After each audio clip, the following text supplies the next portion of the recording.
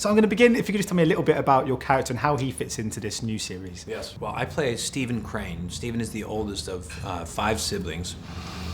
And he wanted to be a writer, and his career never really took off until he wrote a story about growing up in a haunted house, and he basically sold out on his family, and they all really, really dislike him for that. Especially because he's very, he doesn't believe in any of the stuff that he writes about, really. So they all feel that he used, his siblings all feel like he used their fears and worst nightmares and to jumpstart his career. And he doesn't believe any of it. I play Shirley, who is a mortician, and one of 5 children that grew up in Hill House, who is now currently haunted. I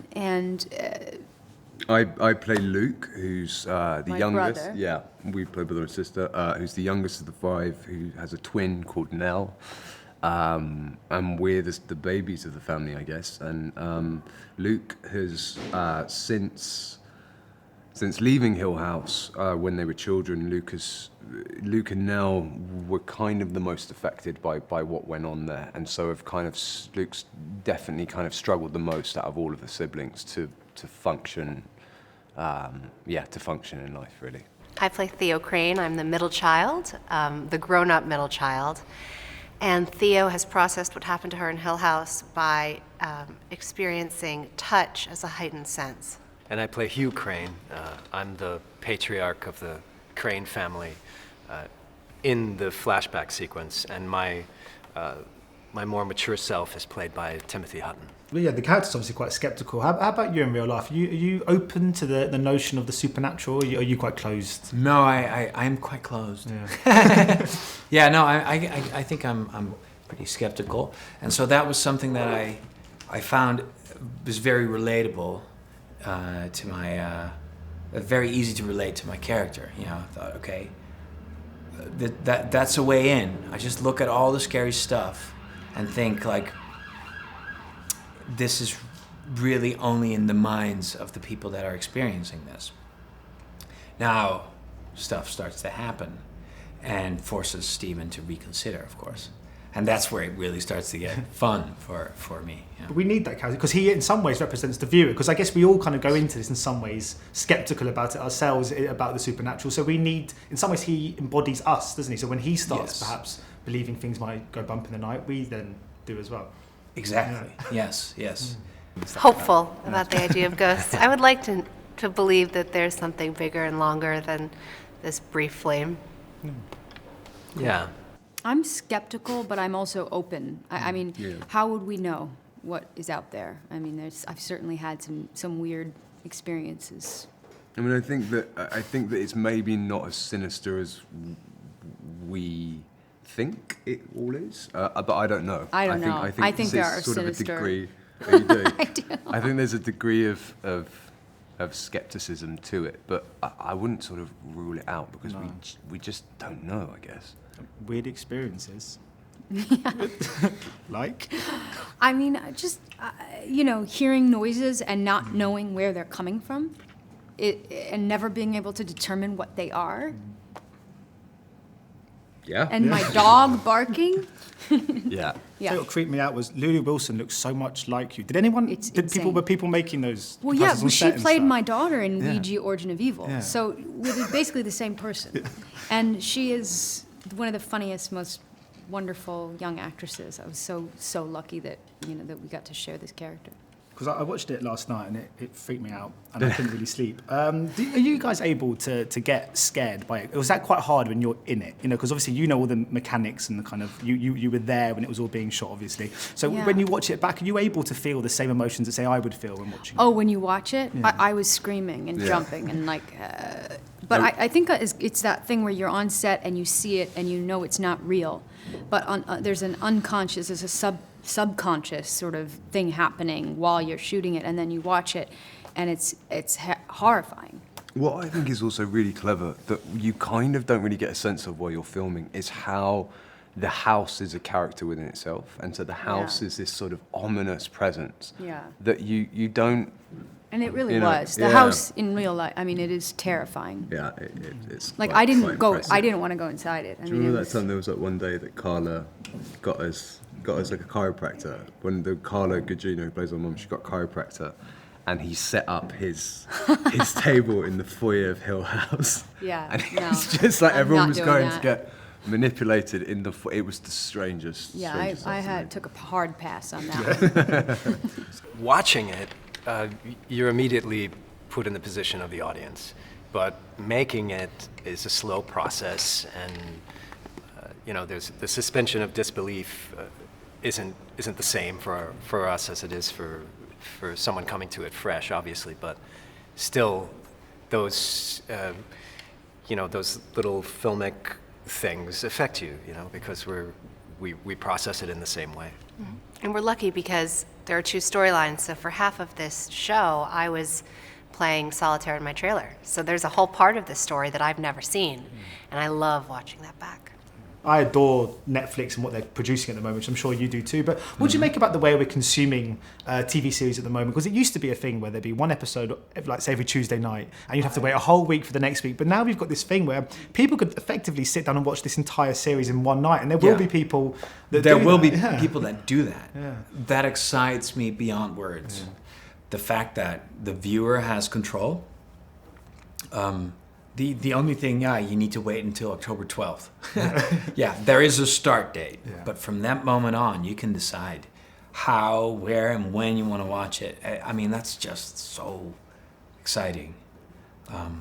Can't wait to see what the audience thinks. So you guys have both worked with Mike before. So what's he like to collaborate with? And was it quite an easy decision when you knew that he was creating this new series to jump on board again and work with him again? Well, he's at the forefront of horror right now. He has an encyclopedic knowledge of movies. You mention any monster and he can list all the movies that monster has been in. And so knowing that, I felt like we were in very safe hands for 10 episodes. Like we wouldn't do anything that was derivative.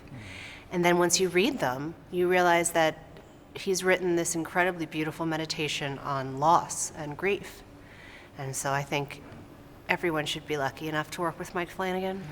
Yeah, it's a real pleasure to work with him, and I'm happy that he keeps casting me. So, I mean, obviously, it's not long now to the finale of Game of Thrones. I interviewed you and Rion recently, who obviously was a big character in it. And whenever I've spoken to cast members from Game of Thrones, they always seem so excited about seeing where it's going to go. They can almost watch it like audience members. Is that true of yourself in a sense? Are you really excited about seeing how it all concludes? And why do you think it is with that series in particular that there is a kind of almost a disconnect between the actors and the series where they're able to enjoy it like we do? I think maybe because that story was so vast that even while you were part of it, there was still so much that you weren't quite aware of. So you could easily sit back and watch it and let it sort of, take it as it comes.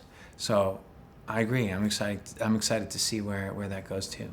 And how is it playing a twin? Because there's a kind of bond, isn't there, between twins? Yeah. It's kind of unspoken that you can't just... It's quite a hard thing, I guess, just to create. I mean, obviously acting is all about creating, but there's something between two people that are twins that I guess is quite intangible. How did you go about creating that bond? Well, I feel like Victoria, who plays Nell, we spent an awful lot of time together, at the beginning in sort of pre-production and stuff, and we spoke an awful lot about... Because what's really interesting about the show is you see them as kids and you see them as adults, but there's a whole period of time in between that you haven't seen. And so we spent an awful lot of time together sort of discussing that and what would have gone on. And so there was a kind of... It was her first job as well, straight out of drama school. So I felt sort of bizarrely quite protective of her. And so, immediately we kind of formed a really strong rapport. And we still do, we still, speak all the time. And so, yeah. Out of interest, obviously, because, you're in one of the most iconic films ever made, obviously, in E.T. When you watch that back, can you suspend your disbelief? Because in some ways, does that feel like you? Because I guess you were so young that when you watch it back now, does it almost feel like someone else is in that film? Or do you still have many memories attached to it? And I think it's akin to watching home movies or something. You see yourself as, and you remember it, and it's visceral because you were there. But I don't I don't still identify with myself as a child. Yeah. Because obviously, I mean, as starting off as a child actor, obviously, and in this, there's lots of sort of children are very much at the forefront of this. Do you always particularly feel kind of a real sense of responsibility to help them through this process, having been a child actor yourself? And also, what's the best piece of advice you were both sort of given when you were first got into the industry? Yeah, there is a responsibility there because I think, my audition tape has taken on a new life on the internet from ET, and a lot of these young actors are watching that and kind of saying, "Oh, well, that's what you want to go for as in an audition when you go in." So I just try to be as kind as I can and as generous as I can to the kids because and they're all pros, by the way. Violet McGraw, who was 5 years old at the time, never dropped a line. She knew the scene better than I did. So hats off to them. I don't know if I could make it as a child actor in today's market. I mean, obviously, the Haunting of Hill House isn't just sort of a horror. It's actually a real story of life and loss, and it runs sort of much deeper. And I was just wondering if you remember any places from your childhood that you found quite scary, any places you wouldn't want to revisit, whether it be a grandparent's house or somewhere in the woods or something like that. Yeah, of course. Yeah, of course, right? We all have those memories of like a walk through the forest on a dark evening, or being at a grandparents' house. Yeah, I remember having a nightmare as a kid that was like kept coming back. Scary stuff.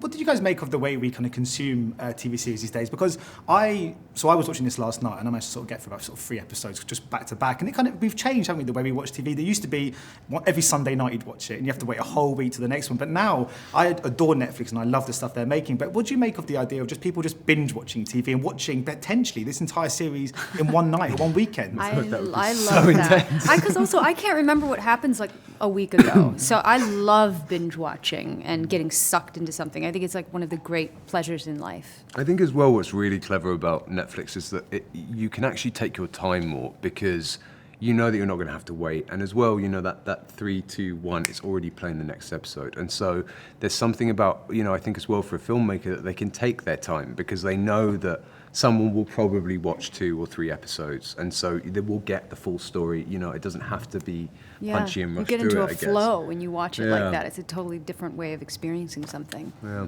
Because I've just recently turned 30, so I'm getting into that period now where I'm starting to just feel like I'm getting older, and I'm starting to get nostalgic about my youth and miss that kind of the childlike imagination we used to have, where you would picture things and imagine things all the time. I was just wondering, is acting in some ways for you a kind of a continuation of that childlike quality? Because I guess acting is very much the world of make-believe, isn't it? So do you think that there is a kind of inherent yearning for that kind of, that almost playfulness inside all actors? And is that partly why you think that is such an appealing career? I think so. Yeah. Yeah. Yeah. You've put it in words. I couldn't do it any better. But I agree. I think it forces you to stay open, right, and keep playing. So, my message to you: you're not old. Just keep playing. I feel old. But thank you so much for your time today. Ladies and gentlemen, you're watching Hey You Guys! Hey You Guys, huh? Hey You Guys. Is that from the Goonies? It is indeed, yeah. Nice. Hey,